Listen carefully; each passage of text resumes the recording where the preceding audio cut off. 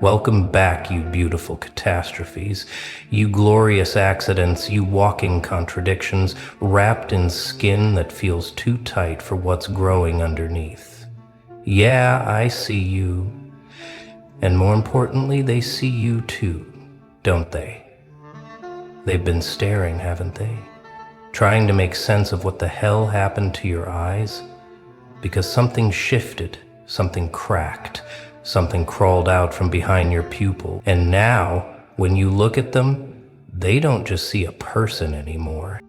They see a warning. They see a frequency that doesn't match this reality anymore. And it's scaring the absolute living hell out of them. People keep saying it, don't they? Your eyes changed. Something's different about you. You don't look the same. They can't put their finger on it, but they feel it in their chest when you make eye contact. That uncomfortable twist in their stomach, that primal alarm bell going off. Because on some level, they know. They're not looking at the same person who used to apologize for existing, who used to shrink in rooms, who used to dim their light so others felt comfortable.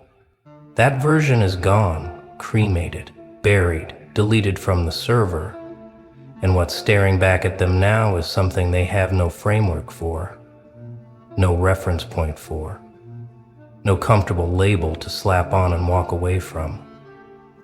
Let me tell you what they're really seeing when they look into your eyes now. They're seeing someone who stopped asking for permission, someone who stopped waiting for validation, someone who stopped negotiating with people who were never going to respect them anyway. They're seeing the moment you realized you didn't need their approval, didn't need their understanding, didn't need anything from them at all. And that realization, that shift from seeking to knowing, from begging to taking, from hoping to becoming, that's what changed your eyes. Because eyes don't lie. Mouths lie, smiles lie, words lie, but eyes, those carry the truth of every betrayal you survived, every illusion you shattered, every cage you broke yourself out of when no one was coming to save you. They're looking at you now and seeing their own irrelevance reflected back at them. They're seeing someone who used to care what they thought, and now doesn't even register their opinion as real. They're seeing someone who used to play by rules that were designed to keep them small, and now walks through walls like they're made of smoke. Because you figured out the secret, didn't you? You figured out that most of reality is just agreed upon fiction, that most authority is just people pretending harder, that most limitations are just inherited beliefs no one ever questioned. And the moment you stopped agreeing to those terms, the moment you withdrew your consent from their simulation, everything about you changed. Especially your eyes. You know what's funny? They think you became cold. They think you became heartless. They think you became dark. But that's not what happened. You became clear. You stopped filtering reality through hope and started seeing it through pattern recognition. You stopped giving people the benefit of the doubt when their actions were screaming the truth. You stopped confusing kindness with weakness and boundaries with cruelty. You didn't lose your warmth. You just stopped setting yourself on fire to keep people comfortable who wouldn't piss on you if you were burning. And that clarity, that ruthless, honest, unromantic clarity, that's what they see in your eyes now. And it terrifies them. Because clarity is contagious. Let's go deeper into what they're really reacting to when they say your eyes changed. They're reacting to the death they see in there. The death of the old you, the death of illusions, the death of false hope. They're looking at someone who's died and come back, fundamentally altered. And humans are wired to fear that. We're wired to fear people who've crossed thresholds we haven't.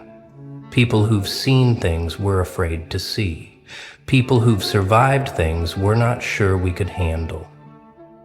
And you've got that 1,000-yard stare now. Not from war, at least not the kind with guns, but from the kind of war that happens in silence, in your own mind, where you had to fight every demon, every doubt, every programmed limitation, until you came out the other side, unrecognizable even to yourself. They see someone who's not afraid of being alone anymore. And that's terrifying to people whose entire identity is built on being liked, being accepted, being part of the herd. Because if you're not afraid of solitude, if you're not afraid of being misunderstood, if you're not afraid of walking away from everything familiar, then what leverage do they have over you? What buttons can they push? What guilt can they use? What fear can they weaponize? None. And a person with no buttons to push might as well be a force of nature. Unpredictable, uncontrollable, unmanageable. And that's exactly what you became. A walking example that their social contracts are optional. Their judgments are powerless.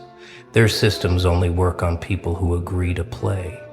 Here's what's really happening every time someone tells you your eyes changed.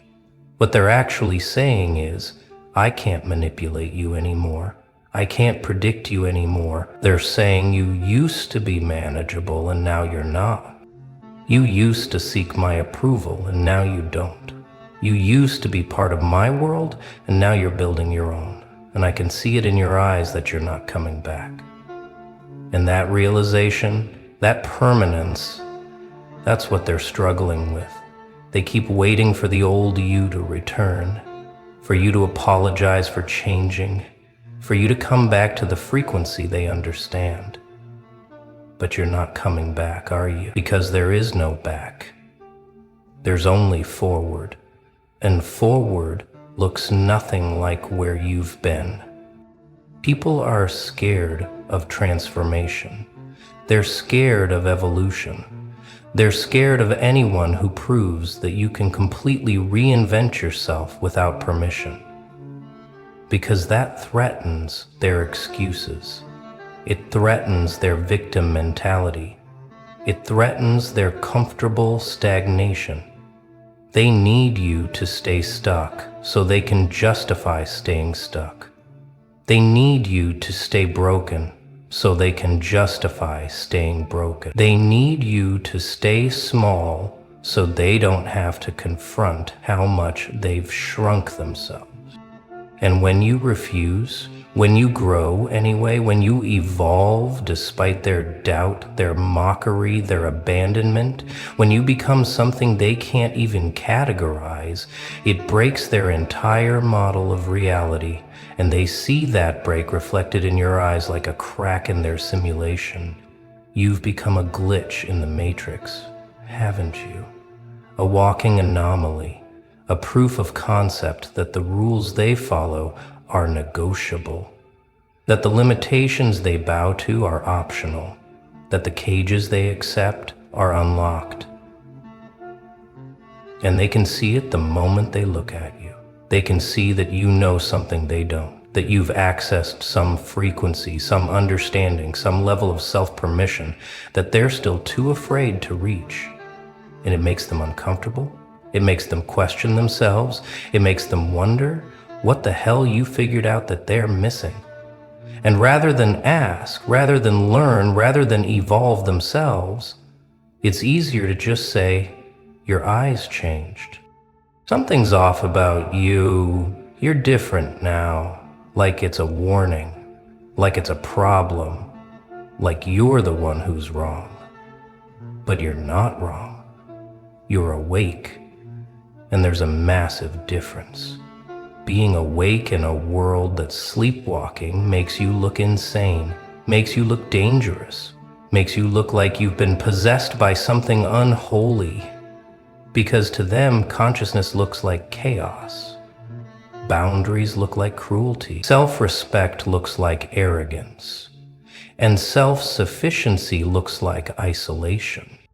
They can't understand that you're not running from connection, you're running from contamination. You're not avoiding people, you're avoiding energy vampires, identity thieves, soul drainers, people who only loved the version of you that didn't threaten their ego. And now that you've outgrown that role, now that you've stepped into your actual size, your actual power, your actual unbothered, unbreakable, untouchable presence, they don't know what to do with you except story and wonder what the hell happened. Let me tell you exactly what they see when they look in your eyes now. They see someone who's stopped performing. They see someone who's stopped pretending. They see someone who stopped negotiating with reality and started dictating terms. They see someone who's been to the bottom, who sat in the dark, who's made peace with the worst-case scenario and came back laughing.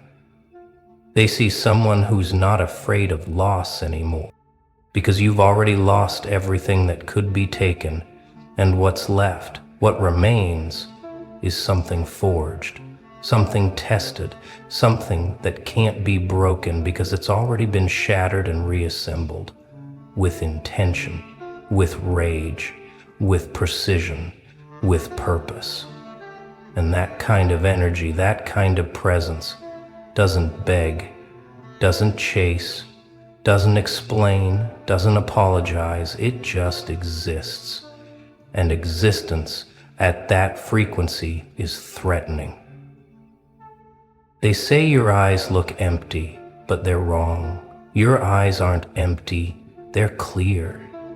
They say your eyes look cold, but that's not cold, that's calm.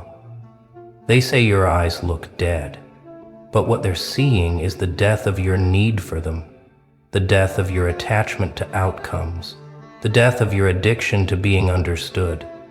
And to people who are still drowning in those needs, your freedom looks like death, because they can't imagine what life looks like without chains.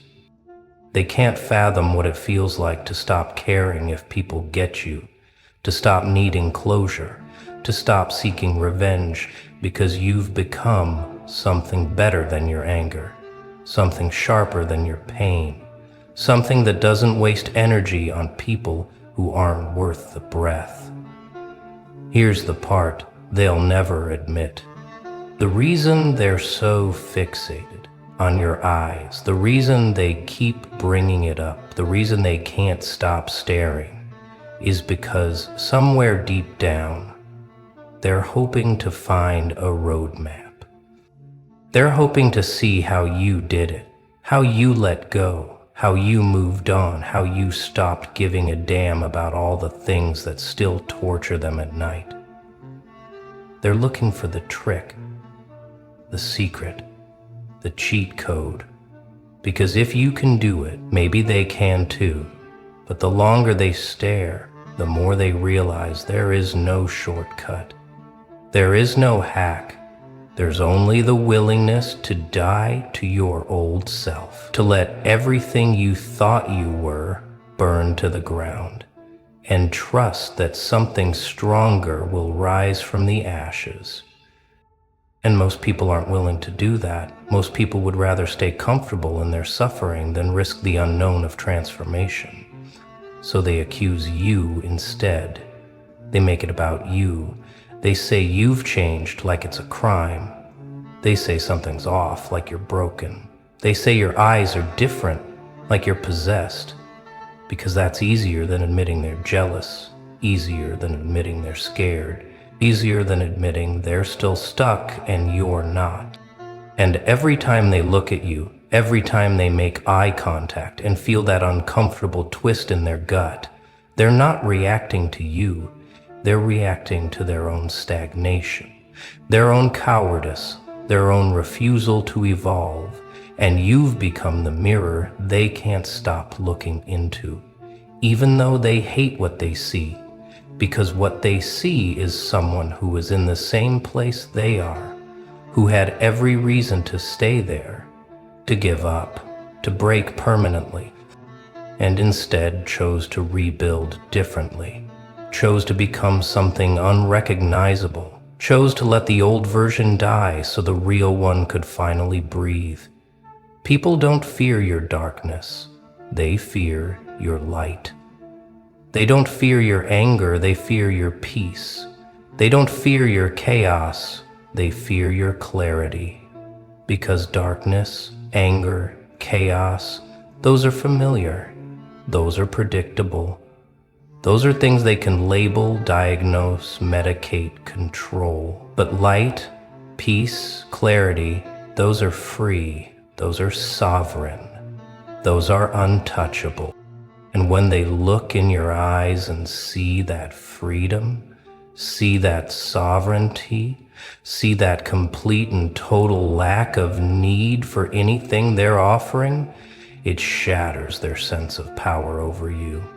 And people who are used to having power, even small power, even imagined power, they lose their minds when that power evaporates, when you stop playing the game, when you stop responding to the bait, when you stop caring about the outcome.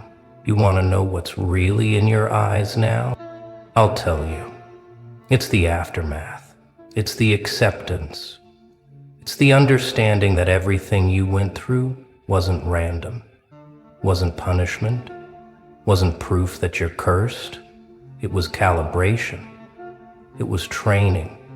It was the universe breaking you down to your core components and rebuilding you into something that can't be shaken, can't be gaslit, can't be manipulated, can't be controlled by fear, guilt, shame, or any other low-frequency emotion they used to weaponize against you. The infinite beings breathe in your defeat. You are worthy. You were supposed to be here. The infinite beings breathe in your defeat. You are worthy. And that's what they see when they look at you now. They see someone who's been through the fire and didn't just survive, didn't just heal, became fireproof, became immune, became something that doesn't burn anymore because you're already made of flame. They're seeing someone who stopped waiting for the right time, the right moment, the right person, the right opportunity, and just decided that right now, with what you have, with who you are, with where you're at, is enough.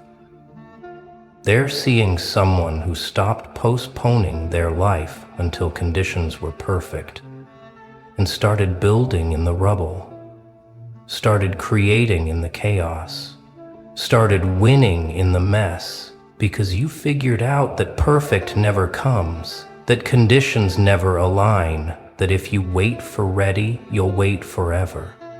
And somewhere in that realization, you stopped being a victim of circumstance and became the architect of your reality. And that shift, that ownership, that refusal to blame your way through life, that's what they see burning in your eyes.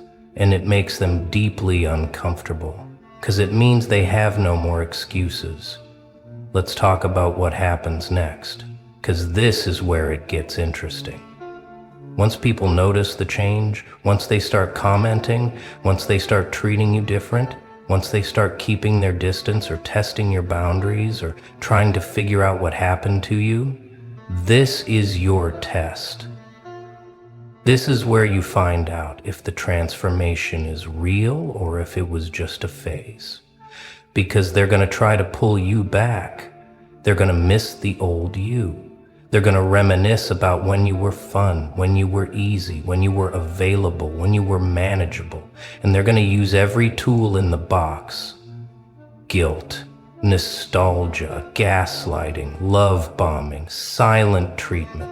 Whatever works to get you back in that comfortable box where they could predict you, control you, use you. And this is where your eyes need to stay exactly how they are. Unflinching, unbothered, unmoved. Because the moment you soften, the moment you second guess yourself, the moment you wonder if maybe you have changed too much, maybe you're being too harsh, maybe you should give them another chance, that's the moment you lose. Not to them, to yourself. Because going backwards isn't growth, it's regression. And you didn't survive everything you survived to go back to being someone else's emotional support animal, someone else's ego boost, someone else's backup plan. You survived to become the main character in your own story. And main characters don't audition for roles in other people's narratives. They write their own. So when they say your eyes changed, when they say something's different, when they say you're not the same person, you're supposed to evolve, expand, transcend the old version, the safe version, the people-pleasing version. That version had an expiration date, and it expired the moment you decided you were worth more than the crumbs people were willing to give you. The moment you decided your peace was more valuable than their presence. The moment you decided you'd rather be alone and real than surrounded and fake. That was the moment your eyes changed. Because your priorities changed. Your standards changed. Your entire frequency changed. And now you're operating on a level most people can't even perceive, let alone understand.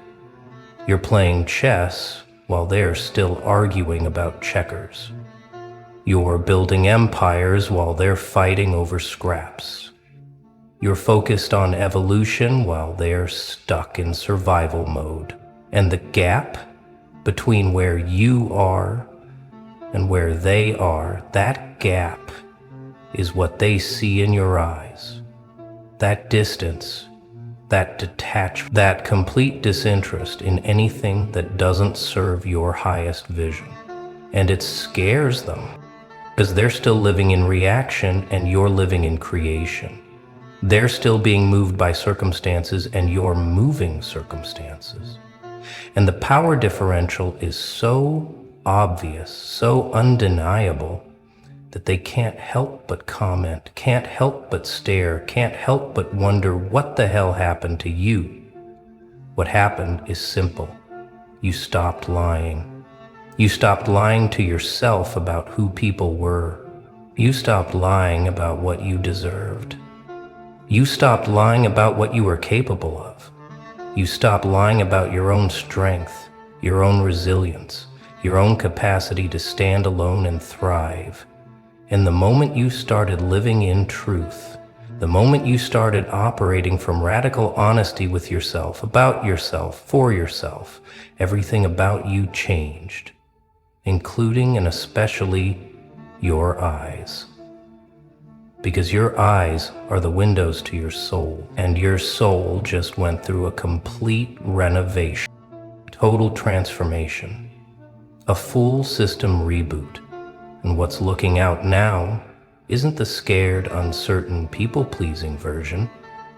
It's the sovereign, certain, self-sufficient version, and that version doesn't blink, doesn't break, doesn't bow to anything or anyone that isn't worthy. So let them talk, let them theorize, let them psychoanalyze, let them create entire group chats dedicated to figuring out what happened to you. Because while they're busy trying to decode your transformation, you're busy living it. You're busy building it. You're busy becoming more of it every single day, and the gap just keeps widening. The distance just keeps growing. The difference just keeps becoming more undeniable. Until one day they'll stop asking what happened to your eyes and start asking how they can get that look too. And maybe you'll tell them. Maybe you won't. Maybe you'll just smile that knowing, unnerving, completely at peace smile and keep walking. Because you don't owe anyone the blueprint to your evolution.